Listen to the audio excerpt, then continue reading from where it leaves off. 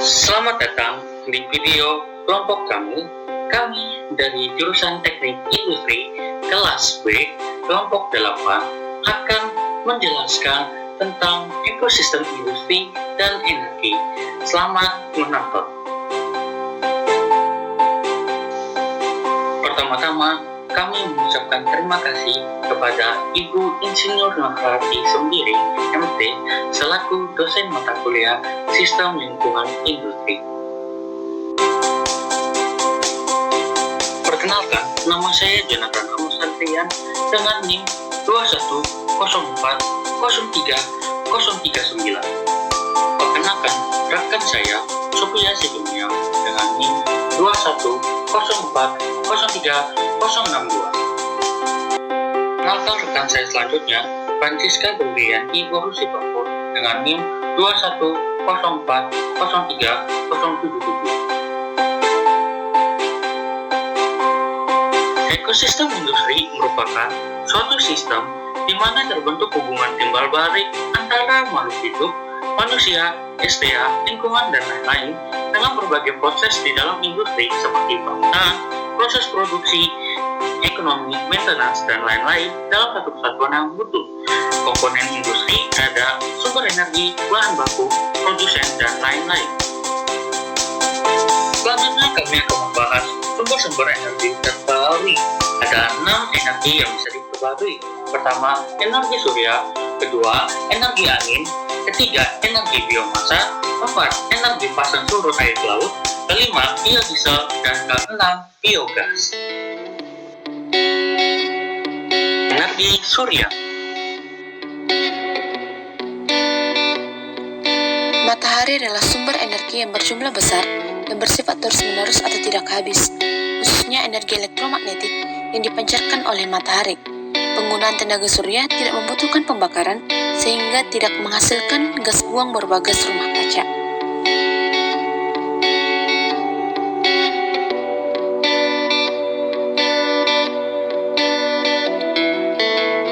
Pemanfaatan energi matahari dilakukan dengan mengubah sinar matahari menjadi energi panas atau listrik untuk memenuhi kebutuhan energi manusia.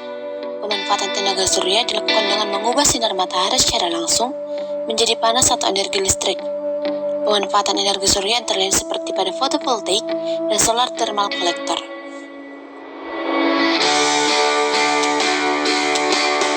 Yang pertama yaitu fotovoltaik, merupakan suatu sistem atau cara langsung untuk mentransfer matahari atau energi cahaya menjadi energi listrik. Aplikasinya mulai dari PLT skala kecil hingga skala besar. Komponen pembangkit listrik tenaga surya atau PLTS sederhana dapat terdiri dari modul surya, inverter, dan MCB. Yang kedua ada energi surya termal, merupakan energi yang dilakukan dengan cara sinar matahari yang direfleksikan pada satu titik untuk memanaskan plastik fluida. Energi surya termal ini merupakan pemanfaatan energi matahari secara tidak langsung. Beberapa peralatan yang telah menggunakan energi surya termal seperti pengering pasca panen, pemanas air domestik, pompa air, dan juga penyuling air atau solar distillation still. Beberapa kelebihan dari energi surya antara lain, yang pertama bahwa energi surya tidak menghasilkan polusi dan juga ramah lingkungan. Yang kedua, energi surya itu dapat diperbarui. Yang ketiga, energi surya dapat dimanfaatkan sebagai energi alternatif.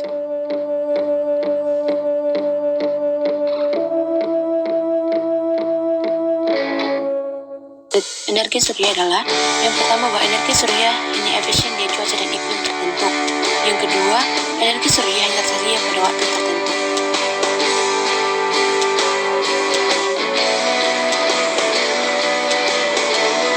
Energi angin.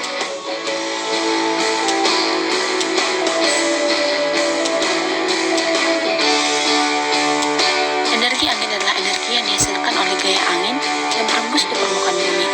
Jadi, semilir angin yang berembus yang sering kita rasakan merupakan sumber energi.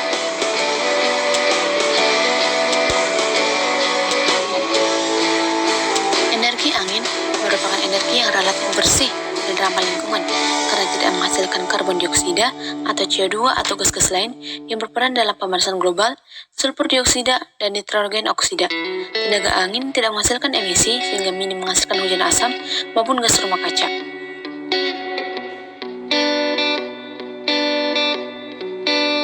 Pemanfaatan energi angin antara lain pada pembangkit listrik tenaga angin atau PLTA.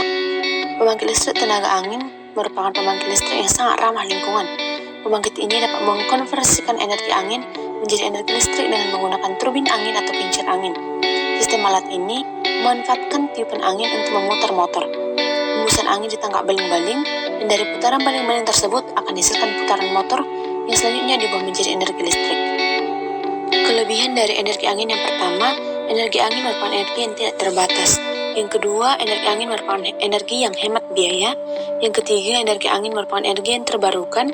Yang keempat, bahwa energi angin merupakan energi yang bersih dan ramah lingkungan.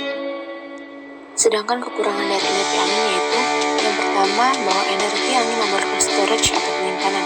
Yang kedua, energi angin kurang dapat diandalkan untuk ada terus-menerus dan tidak mudah diprediksi. Yang ketiga, energi angin hanya dapat digunakan pada daerah yang anginnya cukup kuat dan cuaca yang berangin pada sebagian besar waktu.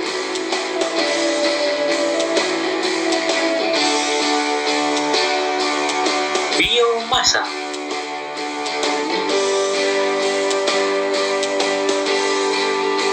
Biomasa adalah energi yang dibuat untuk bahan bakar yang didapat dari sumber alami yang dapat diperbaharui. Bahan pembuat energi biomasa dikategorikan menjadi dua jenis. Pertama, dari hewan yang berupa mikroorganisme. Yang kedua, berasal dari tumbuhan seperti tanaman sisa pengolahan.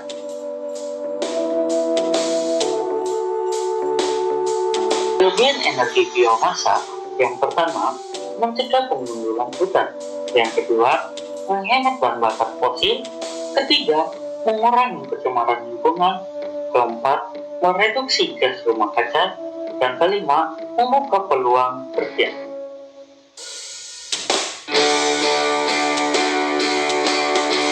Kekurangan energi biomasa ada tiga. Yang pertama, masih terdapat keterbatasan dalam teknologi, baik dari segi produk, ketersediaan material, dan suku cadang peralatan. Yang kedua, teknologi proses memerlukan gas cleaning. Yang ketiga, abu yang dihasilkan dari teknologi ini masih tinggi, sehingga pemeliharaan alat harus sering dilakukan. Energi pasang surut.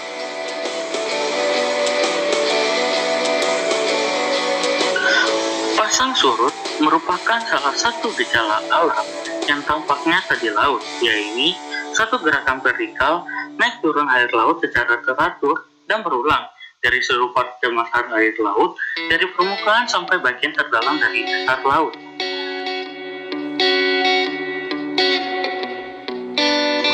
Kelebihan dari energi pasang surut yang pertama, setelah dibangun, energi pasang surut dapat diperoleh secara gratis. Yang kedua, tidak menghasilkan gas rumah kaca ataupun limbah lain. Yang ketiga, tidak membutuhkan bahan bakar dan biaya operasinya sangat rendah.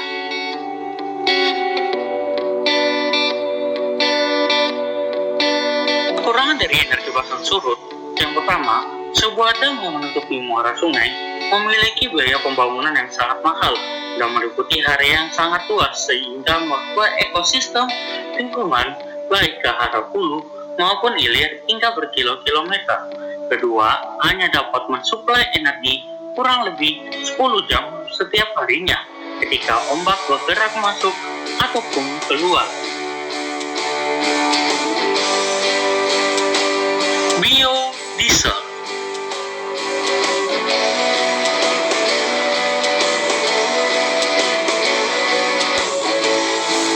Biodiesel merupakan bahan bakar alternatif yang dapat diperoleh dari minyak tumbuhan, lemak binatang, atau minyak bekas melalui esterifikasi alkohol.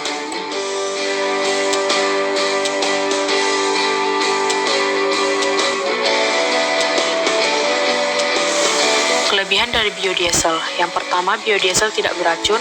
Yang kedua, biodiesel adalah bahan bakar biodegradable. Yang ketiga, biodiesel lebih aman dipakai dibandingkan dengan diesel konvensional. Maka, 1% penambahan biodiesel dapat meningkatkan pelumas hampir 30%. Yang keempat, biodiesel dapat dengan mudah dicampur dengan diesel konvensional dan dapat digunakan di sebagian besar jenis kendaraan saat ini, bahkan dalam bentuk biodiesel B100 murni.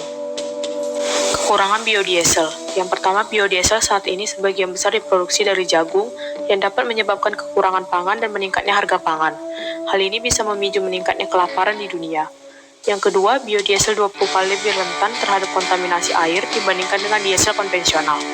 Hal ini bisa menyebabkan korosi, filter rusak, fitting di piston, dan lain-lain. Yang ketiga, biodiesel murni memiliki masalah signifikan terhadap suhu rendah. Yang keempat, biodiesel secara signifikan lebih mahal dibandingkan dengan diesel konvensional. Yang kelima, biodiesel memiliki kandungan energi yang jauh lebih sedikit dibandingkan dengan diesel konvensional, sekitar 11% lebih sedikit dibandingkan dengan bahan bakar diesel konvensional.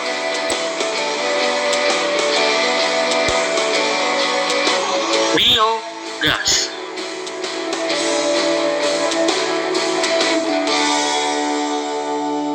Biogas adalah gas mudah terbakar atau flammable yang dihasilkan dari proses fermentasi bahan-bahan organik oleh bakteri-bakteri anaerob atau bakteri yang hidup dalam kondisi kedap udara.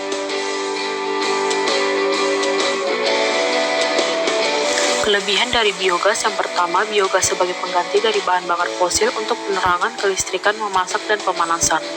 Yang kedua, metan atau CH4 yang dihasilkan secara alami oleh kotoran yang menumpuk merupakan gas penyumbang terbesar pada efek rumah kaca, bahkan lebih besar dibandingkan CO2. Yang ketiga, limbah biogas, yaitu kotoran ternak yang telah hilang gasnya atau sluri, merupakan pupuk organik yang sangat kaya oleh unsur-unsur yang dibutuhkan oleh tanaman. Yang keempat, keuntungan ekonomi masyarakat terhadap penghematan belanja bahan bakar dan perubahan pola kegiatan produktif. Kekurangannya yang pertama, satu, memerlukan dana tinggi untuk aplikasi dalam bentuk instalasi biogas. Yang kedua, tenaga kerja tidak memiliki kemampuan memadai terutama dalam proses produksi. Yang ketiga, belum dikenal masyarakat. Dan yang keempat, tidak dapat dikemas dalam bentuk cair maupun dalam bentuk tabung.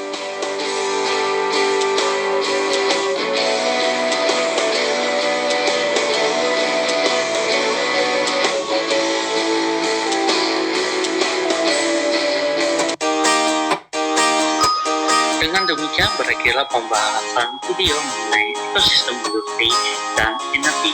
Saya mewakili kelompok kami mengucapkan terima kasih dan mohon maaf apabila ada kekurangan dalam pembuatan video kali ini. Jangan lupa like and subscribe.